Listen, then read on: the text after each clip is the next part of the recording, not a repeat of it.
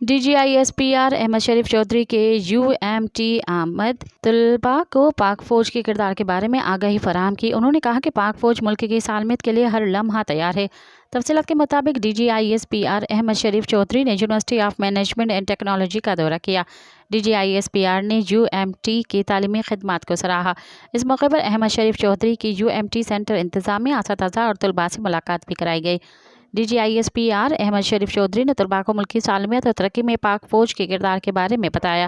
انہوں نے کہا کہ پاک فوج ملک کی سالمیت کے لیے ہر لمحہ تیار ہے۔ نوجوان منفی پروپیگنڈے سے دور رہیں اور ملک کی خدمت کریں، اپنی خودی پہچانیں اور پاکستان کی ترقی میں اپنا حصہ ڈالیں۔ انہوں نے مزید کہا کہ پاک فوج کا واحد مقصد پاکستان کا دفاع ہے، پاکستان کی بقا پر کبھی سمجھوتہ نہیں کریں گے۔ دہشت گردی کا مکمل خاتمہ پاک فوج کا عزم ہے، ملک دشمن عناصر کا دلیری سے مقابلہ کریں گے۔